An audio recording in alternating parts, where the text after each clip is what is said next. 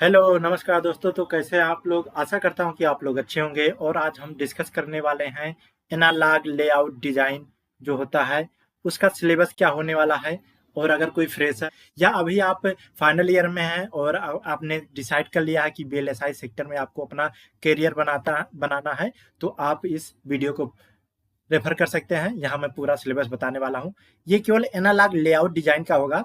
Analogue circuit design का syllabus थोड़ा सा भिन्न होता है। उसमें सर्किट पर्सपेक्टिव से चीज़ें ज़्यादा पढ़ी जाती हैं। और अगर आपको पूरा का पूरा सिलेबस चाहिए तो आप एमटेक का सिलेबस प्रेफर कर सकते हैं। उसमें पूरा का पूरा बीएलएसआई का सिलेबस आपको मिल जाएगा। तो ये जो कोर्स होता है ये स्पेशली डबल ई या ट्रिपल ई वालों के लिए होता है। और इसमें ईसीई वाले भी आते हैं। तो अगर आप इन किसी ब्रांच में से आते हैं तो ये फील्ड आपके लिए है और आप ये फील्ड ज्वाइन कर सकते हैं। आप एक बार बीएलएसआई सर्किट या बीएलएसआई डिजाइन का क्या रोल है और कितना ये इफेक्टिव है, इसके बारे में जानने के लिए मेरा दूसरा वीडियो रेफर कर सकते हैं। वहां मैंने बता रखा है। और आप गूगल करके भी देख सकते हैं कि क्या ही इसका योगदान है, महत्व है। तो चलिए वीडियो शुरू करते हैं। तो मैं पूरे बीएलएसआई का सिलेबस भी आपको बताऊंगा किसी अगले वीडियो में। फिलहाल के लिए आप लेआउट का वीडियो देख लीजिए, लेआउट का सिलेबस देख लीजिए। तो चलिए वीडियो स्टार्ट करते हैं और देखते हैं। सबसे पहले हमको बेहतरीन नॉलेज होना चाहिए मॉसफेट के बारे में। तो इसमें आपको सेमीकंडक्टर डायोड का बेहतरीन नॉलेज होना चाहिए। ये सब टॉपिक्स अंदर दिए गए हैं, आप सब टॉपिक्स के हिसाब से भी जा सकते हैं। जैसा कि मैं वीडियो डाल रहा हूँ सारे टॉपिक्स में कवर करूंगा धीरे धीरे।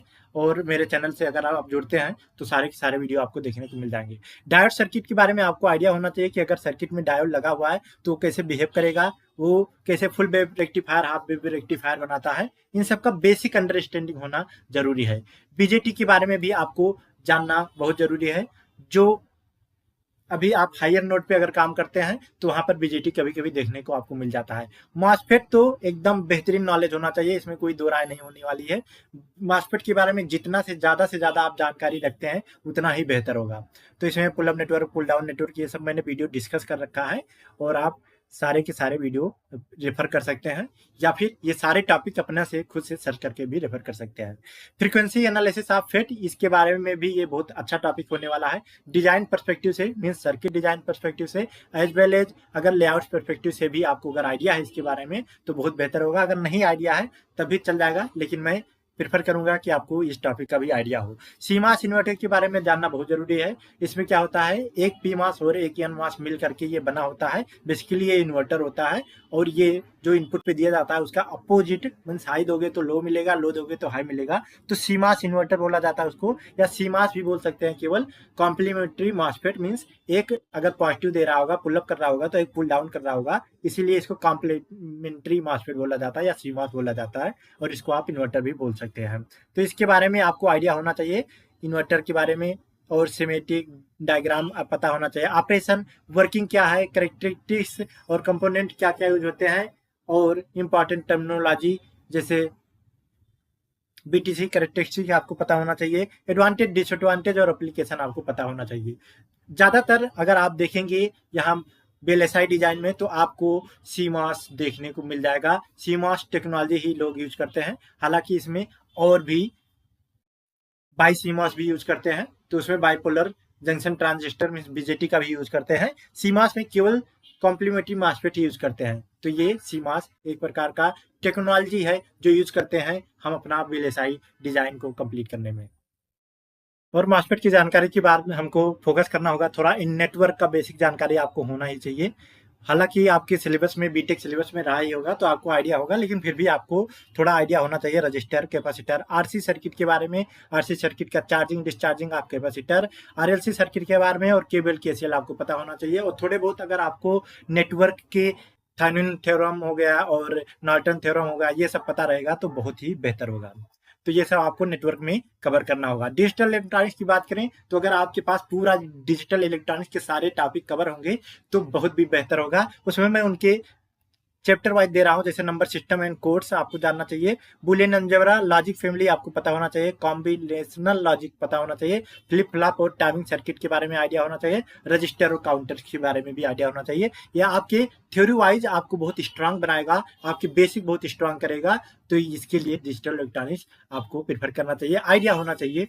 लेआउट पर्सपेक्टिव से बात करें तो फैब्रिकेशन के बारे में आइडिया होना बहुत ज़्यादा जरूरी है, क्योंकि आपके सारे के सारे जो लेयर होते हैं वो फैब्रिकेट होते हैं। उसके बारे में अगर आपको आइडिया रहेगा कि किस लेयर के बाद कौन सा लेयर फैब्रिकेट हो रहा है, तो आपको इमेजिनेशन में मदद मिलेगा और आप बेहतर एक लेआउट डिजाइन कर पाएंगे। तो इसलिए आपको वो पता होना चाहिए कि कैसे हमारा पूरा लेयर बाय लेयर आपका फैब्रिकेट हो रहा है, आपका पूरा चिप कैसे फैब्रिकेट हो रहा है, माइक्रो प्रोसेसर कैसे फैब्रिकेट हो रहा है। तो इसमें बात करेंगे सैंड टू सिलिकॉन। पहले मतलब सैंड से उठाएंगे और उसको सिलिकॉन का एक लेयर बना देंगे, वो उसको कहा जाता है वेफर। वेफर प्रोसेसिंग फिर कैसे करते हैं, क्योंकि हम केवल सिलिकॉन का प्योर वेफर यूज नहीं कर सकते, तो उसमें थोड़ा डोपिंग वगैरह करते हैं। वो पी टाइप का सब्सट्रेट बनाते हैं या एन टाइप का सब्सट्रेट बनाते हैं, मोस्टली पी टाइप का सब्सट्रेट बनाते हैं। तो पी टाइप का सब्सट्रेट कैसे बनते हैं, वो वेफर को प्रोसेस किया जाता है कैसे कैसे, और वेफर कैसे कंप्लीटली तैयार होता है उसके बारे में आपको आइडिया मिलेगा। फोटोलिथोग्राफी मतलब कैसे आप उसमें साँचा बनाएंगे आपके वेफर में और कैसे उसको फैब्रिकेट करेंगे, उसके बारे में आपको आइडिया मिलता है लाइट वगैरह का यूज करके। इसके बारे में डिटेल हम डिस्कस करेंगे आगे के वीडियो में। फिलहाल के लिए जान लीजिए कि ये एक प्रकार का आपके पत्थर पर कोई स्ट्रक्चर बनाना है तो उसी प्रकार का ये होता है कुछ। फोटोलिथोग्राफी नाम से पता चल रहा होगा कि लिथो मीन्स पत्थर, और उस पर किसी तरीके से फोटो बनाना, और वो जो बनाने की प्रक्रिया है वो ग्राफी कहलाती है। तो फोटोलिथोग्राफी हो गया। एचिंग ये होता है कट करना, मतलब कि किसी पर्टिकुलर पार्ट को हम वेफर में से कट करके वापस उसको बाहर निकालते हैं, तो वो कहलाता है एचिंग।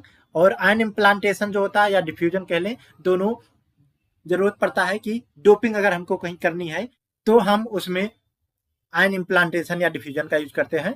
एनेलिंग क्या होता है कि अगर हम आयन इम्प्लांटेशन कर दिए हैं तो उसमें बॉन्ड वगैरह ब्रेक हो जाता है, तो उसको दोबारा से हम कुछ टेम्परेचर देके जो बॉन्ड ब्रेक हुए रहते हैं वो एक दूसरे से टेम्परेचर पा करके थोड़ा स्थूल हो जाते हैं और एक दूसरे से दोबारा रिकनेक्ट हो जाते हैं, तो वो कहलाता है एनेलिंग। डिपोजिशन मतलब कुछ बाहर से हम डिपॉजिट कर रहे हैं उस पर, तो वो कहलाता है डिपोजिशन। डिपोजिशन के अंतर्गत ही हम मेटलाइजेशन करते हैं, जिसमें हम बाहर से अपना मेटल डिपॉजिट करते हैं उस पर जहां भी हमें चाहिए होता है, और उसके बाद उस मेटल को एच करते हैं, हटाते हैं एक्स्ट्रा मेटल को और रिक्वायर्ड मेटल को वहां पर रहने देते हैं। उसके बाद जब हमारा फिर चिप पूरा तैयार हो जाता है तो उसको टेस्टिंग करते हैं, और उसके बाद टेस्टिंग हो जाने के बाद उसको पैकेजिंग करते हैं और इकट्ठा करके पैकेजिंग करते हैं, तो ये कहलाता है असेंबली एंड पैकेजिंग।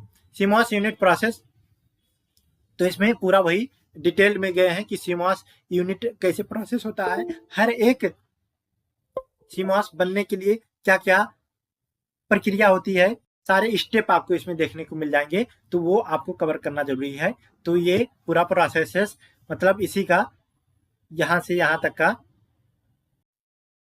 पूरा आपको इसमें देखने को मिल जाएगा सीमॉस यूनिट प्रोसेस में। और उसके बाद डिपोजिशन भी दो प्रकार का होता है, पीवीडी सीवीडी। तो ये डिपोजिशन का एक पार्ट है जो दो प्रकार के होते हैं, तो ये मतलब डिटेल है, समझ लीजिए उसका है पूरा का पूरा फैब्रिकेशन स्टेप का, तो ये पढ़ना आपके लिए जरूरी है। यहाँ पर एसटीआई, सेलोटेंस, आइसोलेशन, ट्विन टॉप और ऐसे बहुत सारे टॉपिक हैं जो आपको यहाँ से डिटेल में थोड़े पढ़ लेने चाहिए, स्पेशली लेआउट डिजाइनर को, लेआउट इंजीनियर को।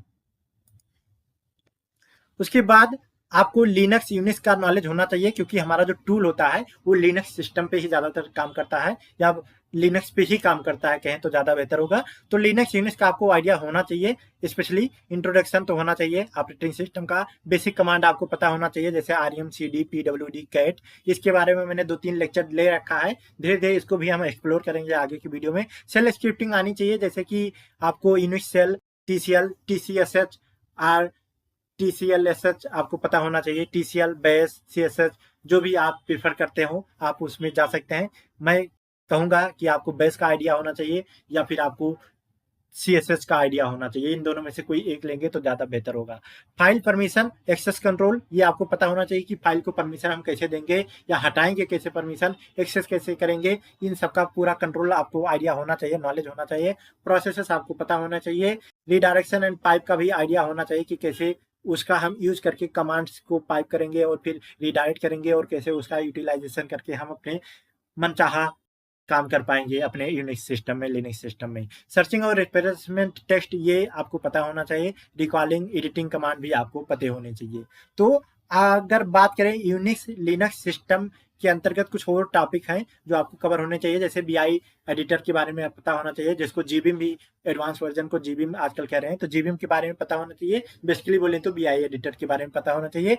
यूजर इन्वायरमेंट आपको आइडिया होना चाहिए कि यूजर के लिए इन्वायरमेंट कैसे क्रिएट करते हैं, बेहतर कैसे उसको और बनाते हैं। बैकअप और रिस्टोर यूटिलिटीज आपके पास होनी चाहिए। और बैकग्राउंड जॉब शेड्यूलिंग आपको पता होना चाहिए कि अगर बैकग्राउंड में आपको वो जॉब शेड्यूल करना है तो कैसे करेंगे। रेगुलर एक्सप्लेनेशन नोटेशन पता होना चाहिए। सर्चिंग फाइल फॉर पैटर्न एक स्पेसिफिक पैटर्न आप सर्च करना चाहते हैं फाइल में तो वो कैसे सर्च करेंगे। सेट कमांड का आपको बेहतरीन आइडिया होना चाहिए, स्ट्रीम एडिटर इसको बोलते हैं। कमांड कंपेयर करने के लिए फाइलों को पता होना चाहिए। मैनिपुलेट करने के लिए आपको कमांड पता होना चाहिए। और आइडेंटिफाई करके ट्रांसलेट करने के लिए कैरेक्टर को आपको आइडिया होना चाहिए। तो आप लर्न कर सकते हैं, आप लर्न करिए TCL, पर्ल, पाइथन, वेरीलॉग। ये जो होता है वेरीलॉग ये हार्डवेयर डिस्क्रिप्टिव लैंग्वेज है। और जो TCL होता है वो जनरली आपको जो सिनॉप्सिस का टूल मिलेगा, अगर आप सिनॉप्सिस पे काम करने वाले हैं सिनॉप्टिक टूल पर, तो वहां पर आपको स्क्रिप्टिंग करते हैं तो TCL लैंग्वेज में ही आपको वो करना पड़ेगा, तो TCL वहां यूजफुल होगा आपके लिए। तो अब बात करने वाले हैं कि लेआउट टॉपिक्स पे आपको कुछ फोकस करना होगा, जैसे एसओआई हो गया, शार्ट चैनल इफेक्ट हो गया, स्टिक डायग्राम हो गया, थ्रेशोल्ड वोल्टेज हो गया, second order effect, punch through, velocity saturation, layout dependent effect जैसे बेल प्रॉक्सिमिटी, एलओडी, एसटीआई आपको आइडिया होना चाहिए। बॉडी इफेक्ट पता होना चाहिए, channel length modulation, latchup, cap, ये सारी मैं डिस्कस कर चुका हूँ कुछ टॉपिक्स, और कुछ टॉपिक्स अभी बचे हैं तो डिस्कस करता रहूंगा। बाकी ये मैं आपको PDF प्रोवाइड करा दूंगा, आप उस लिंक से जा करके या टेलीग्राम चैनल ज्वाइन करके ये आप डाउनलोड कर सकते हैं पूरा सिलेबस, और वहां से आप डिटेल्ड नॉलेज ले सकते हैं ईच एंड एवरी टॉपिक का, तो बेहतर होगा। बाकी बहुत सारे बुक्स मैंने उस चैनल पर पहले से ही रखे हैं, तो उन सब के थ्रू आपको बेहतर आइडिया हो जाएगा और एक बेहतर आपको समझ होगी VLSI स्पेशली लेआउट डोमेन की। और लास्ट में सबसे बेहतरीन सबसे इंपॉर्टेंट चीज है EDA टूल के बारे में। तो अभी अगर आप ग्रेजुएशन में हैं तो आप टूल अपने हिसाब से यूज कर लीजिए। इसका मैंने अलग से वीडियो बना रखा है EDA टूल के बारे में कि लेआउट वाले क्या क्या यूज कर सकते हैं, उसमें मैंने ग्लेड का नाम लिया था और ये ओपन सोर्स है, ये जाके डाउनलोड कर सकते हैं। और बहुत सारे टूल आपको मैं यहाँ पर लिख के दे रहा हूँ, Glade, layout inter, KL layout, Magic, Q router, LT spice जो है ये तो सर्किट डिजाइन के लिए यूजफुल होगा। बाकी के जितने टूल है ये सब लेआउट पर्सपेक्टिव से इंपॉर्टेंट टूल है। कोई एक आप डाउनलोड कर लीजिए जिसमें आप कंफर्टेबल हो और उसके बाद अपना लेआउट प्रैक्टिस कर सकते हैं। बाकी जो इंडस्ट्री में यूज होते हैं वो कैडेंस या सिनॉप्सिस के टूल यूज होते हैं। कैडेंस का जो टूल है उसका नाम है वर्चुओसो, और वो लेआउट और सिमेट्रिक बोथ डिजाइन कर सकता है।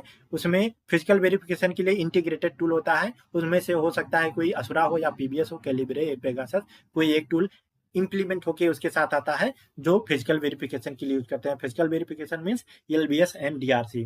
सिनॉप्सिस टूल जो है वो कस्टम कंपाइलर यूज करते हैं और वो लेआउट और सिमेट्रिक दोनों डिजाइन करता है, और वो उसके साथ जो फिजिकल वेरिफिकेशन के लिए टूल होता है वो IC वैलिडेटर होता है। तो अगर आप ग्रेजुएट अभी जस्ट किए हैं या अभी ग्रेजुएशन कर रहे हैं, लास्ट ईयर में है, तो आप ओपन एक्सेस टूल के साथ जाइए। अगर आपके कॉलेज में ये कैडेंस या सिनॉप्सिस टूल नहीं है तो ओपन टूल के साथ आप प्रैक्टिस कर सकते हैं और आप अपना नॉलेज इनहेंस कर सकते हैं। साथ ही साथ हैंड ऑन एक्सपीरियंस अभी आपको मिल जाएगा। तो आशा करता हूं कि आपको वीडियो प्रॉपरली समझ में आया होगा। फिर भी कोई डाउट है कमेंट बॉक्स आपके लिए है।